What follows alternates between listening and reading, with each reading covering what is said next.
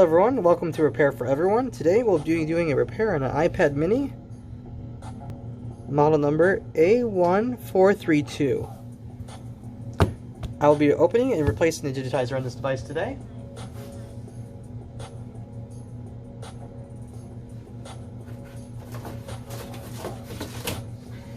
Make sure to have the appropriate parts that you need.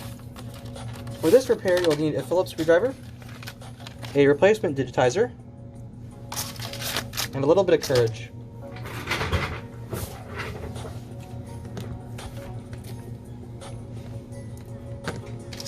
So when you're opening up a device, if you haven't done one before, take a note of where the digitizer cables will be going. For this one, the digitizer cables are on the bottom. So picture it like that. So just make sure to turn your device off first if it's not already on. We have ours in a heating device, so I'm just going to shut the device off before we go ahead and do that repair. Use a flat spudger tool, like a thin tool. Also, you don't want to go too deep into the device, because you want to avoid touching the LCD. Just kind of run your flat tool along the edge.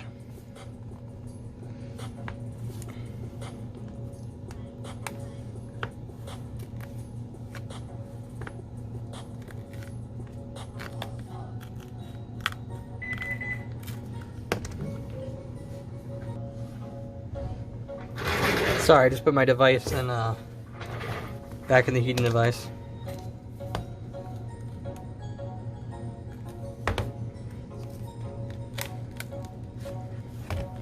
You want to keep it warm while you do this.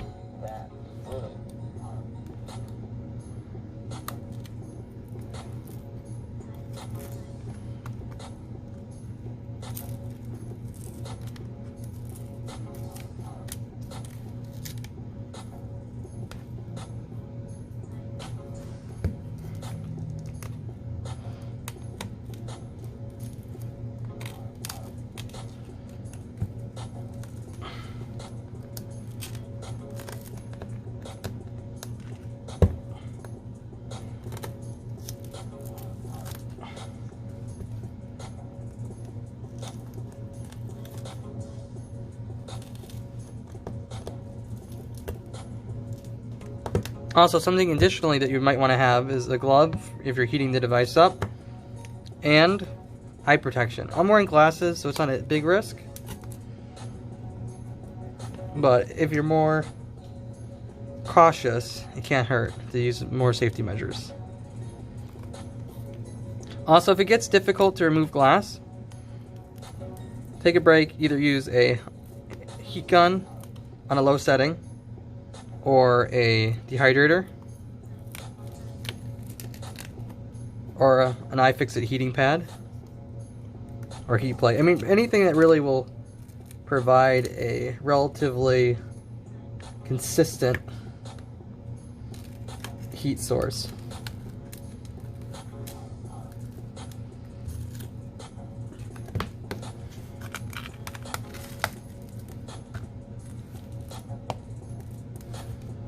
Once you open the device, try not to touch the LCD with your fingers, because it will smudge it.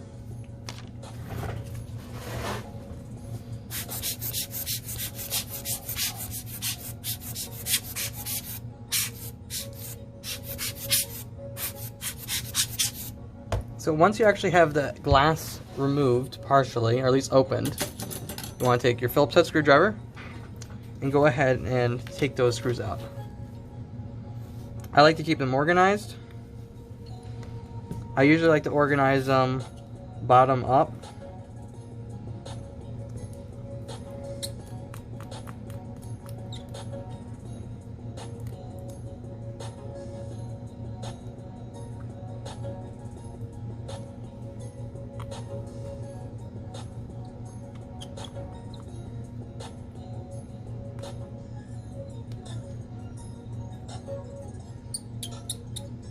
Because I keep them orientated with the actual home button, if I rotate the device around during the repair, it won't lose their orientation.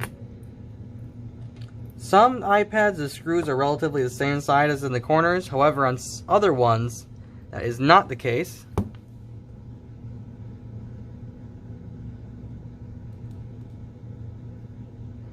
So I'm going to put another song on there for you guys so it doesn't get too quiet. Using some copyright-free music. That's always good.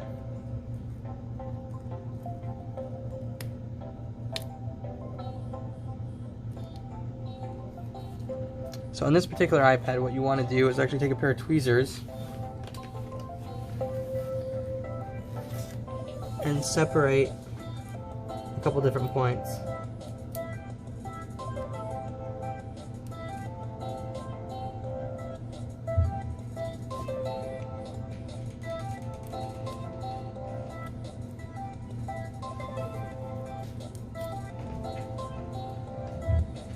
You'll see that there's a piece of adhesive that holds down part of the LCD. What you want to do is carefully lift up on that. Try not to puncture your LCD. You'll end up making the repair cost a lot more if you do so.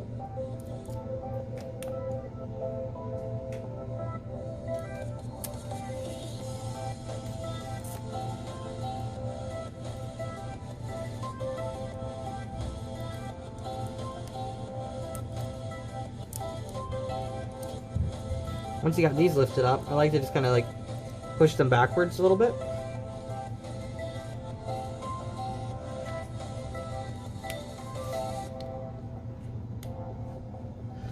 Then get a playing card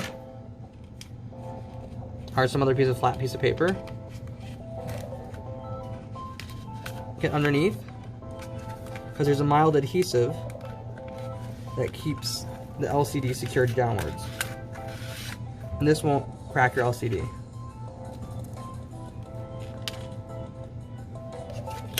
Then what you want to do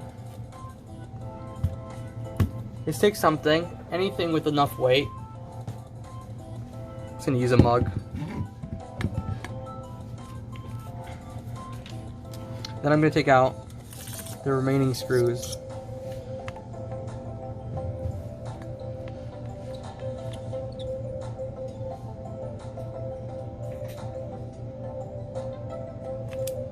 So some of these might be difficult to take out, not because they're difficult to remove, but because there's actually a magnet that runs along the edges of the iPad.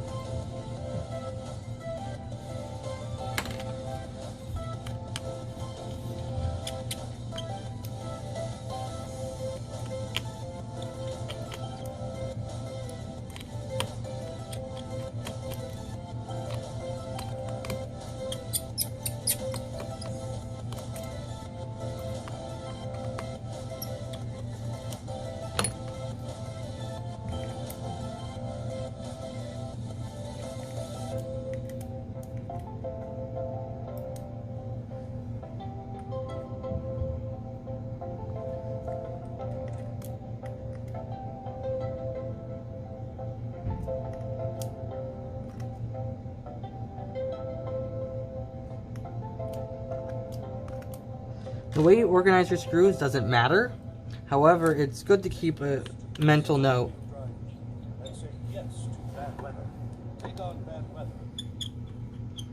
When repairing them.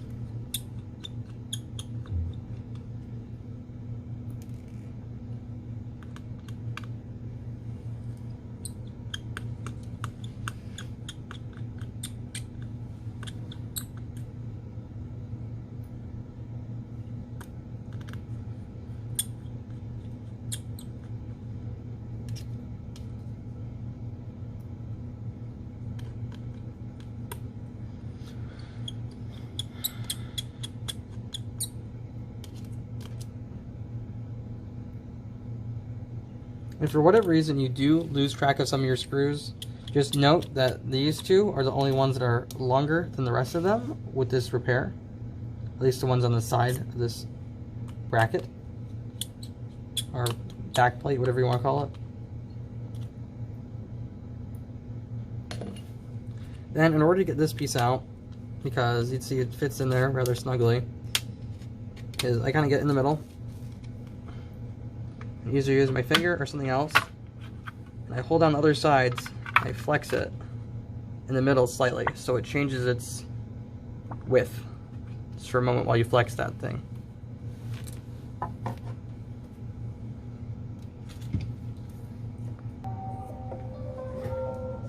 Next step, what we want to do after we remove this plate is remove these 3 screws.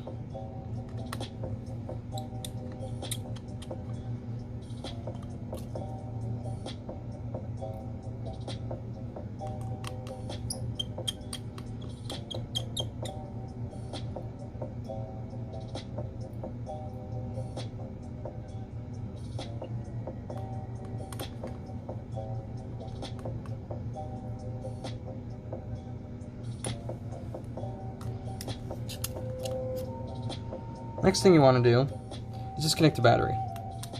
The device is already off, so it shouldn't make too much of a difference. However, you want to be careful with that. It'll prevent any shorting.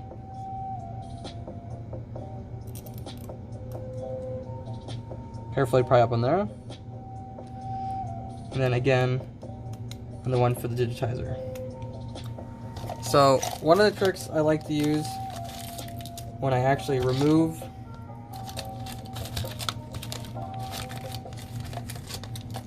cable for that guy. So first you want to take this aside. Most digitizers come in a piece of plastic, kind of like this. I like to use that to keep the LCD in while I change everything over and then clean the housing. That way I don't get any dust on it during the repair.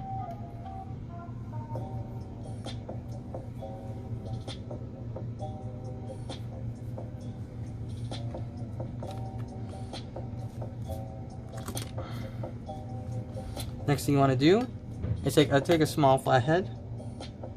I kind of get it under there. And I slowly rock it back and forth to separate it. Being that the digitizer is already broken, you don't have to be super gentle with it, but just it's good to be in the habit of being gentle with electronics in general while you're doing repairs. Next, what you want to do is clean up your frame if there's any glass on it, like over here.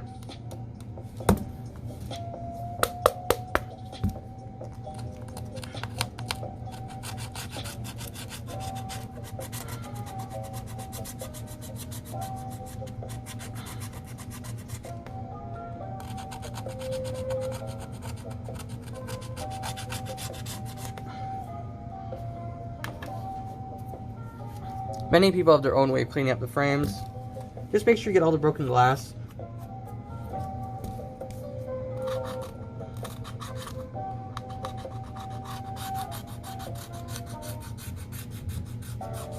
And any leftover adhesive, just want to get rid of that all. Makes the process easier for repair.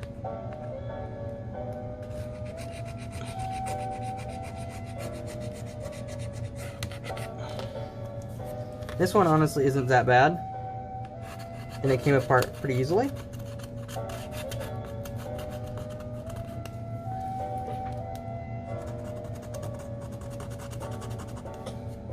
However, it does not hurt to be thorough, just to ensure the quality of the repair. Alright, once you've cleared the frame of any glass debris, next step is prepping your actual digitizer for installation. So what I like to do is to not remove all the adhesives protectors on there. They're basically these paper backs on the adhesive strips. If you got a high quality screen or digitizer replacement, it'll probably come with adhesives pre-installed. If not, you can use double-sided tape. I'm not really covering that though. Just put it along the edges of the frame, just don't cover the camera, and don't cover this part right over there, and you should be good. This is an important step in which we're actually testing the digitizer on the device itself, which is super useful, because if you've ever repaired a device and finished up, and then it's not working for whatever reason, it's a nightmare. So always test your parts. It will save you time and headache, especially if you're in a professional repair setting.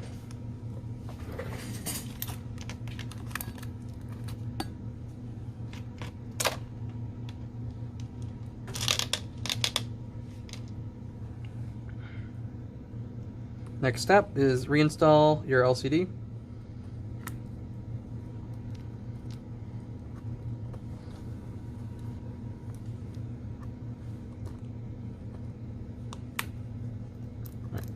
Once those two things are clicked in, before you start screwing other parts in and putting brackets together and whatnot, take a moment, test out your device. Make sure it turns on and everything. If not, that means you forgot to plug something in, like the battery. So always check, make sure everything's plugged in before you close up the device. It'll save you time and energy.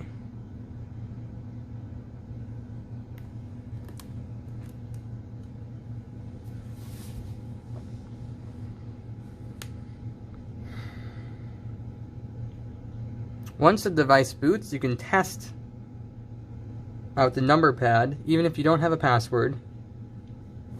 Just don't lock up your device by trying a password too many times.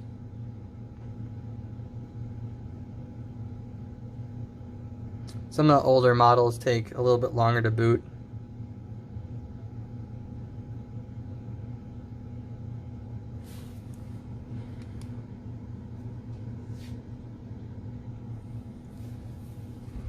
Put the music back on.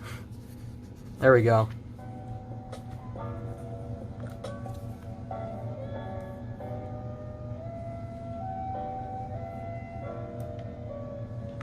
All right.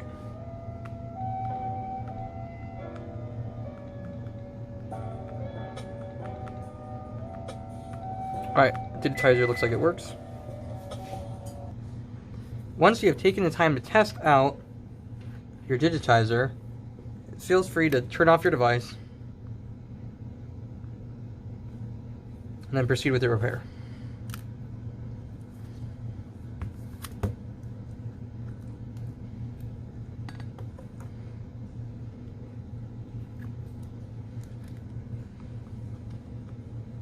Again, being careful not to touch.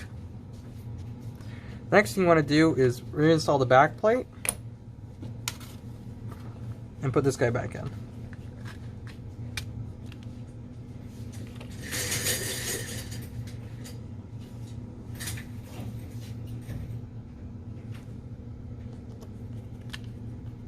And as long as you got the order of all your screws accurate, it should go together pretty easily.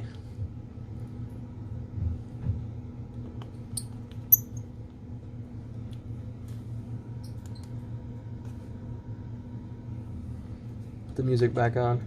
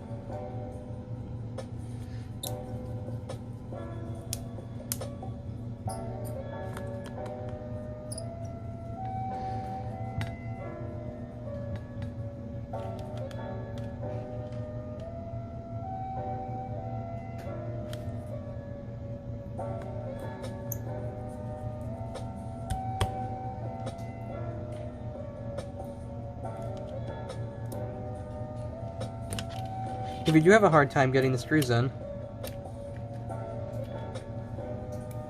just grab your tweezers, use them to hold them in place a little bit while you set the screws in.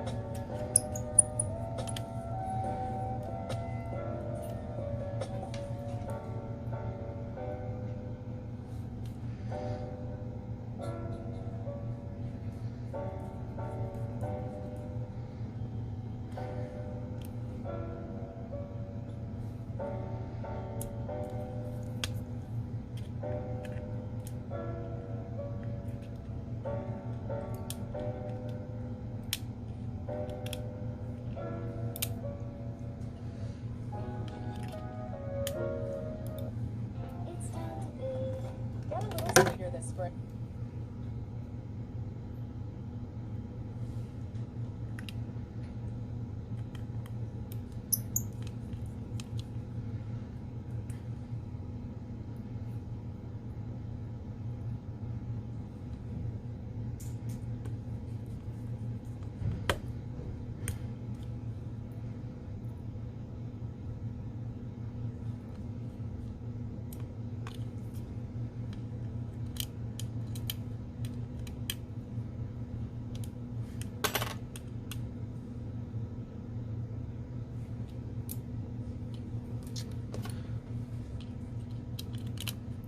Sometimes the magnets from the iPad will demagnetize your screwdriver, making things annoying.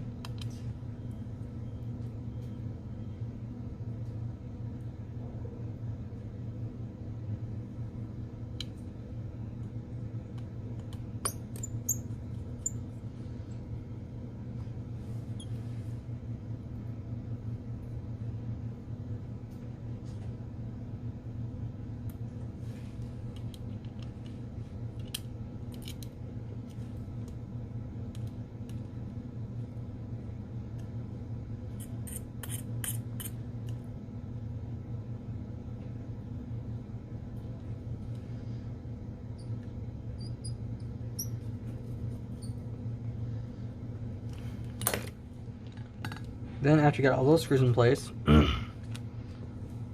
set your LCD back into its original position. Then what you want to do is put your last 4 screws in.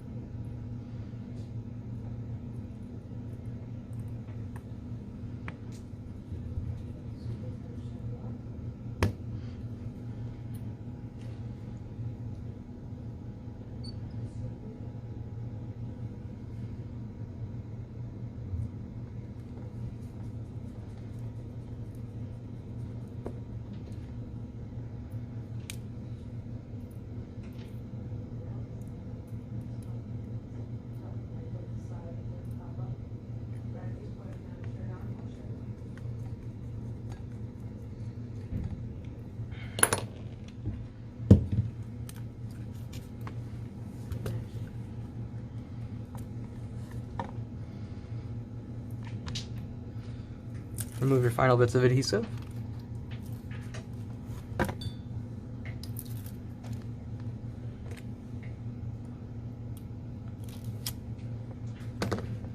One final clean.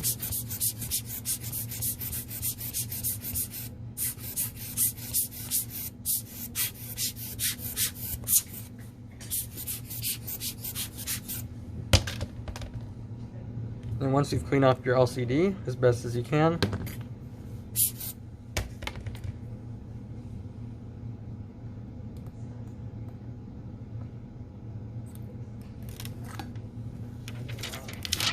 remove your final bit of adhesive.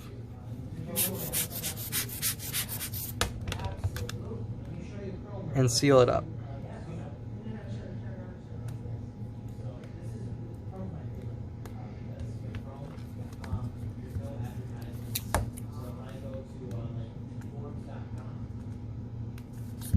There you have it. Prepare for an iPad mini. Sorry about the choppy editing. I have to edit whenever customers come in. And that concludes how to fix an iPad mini.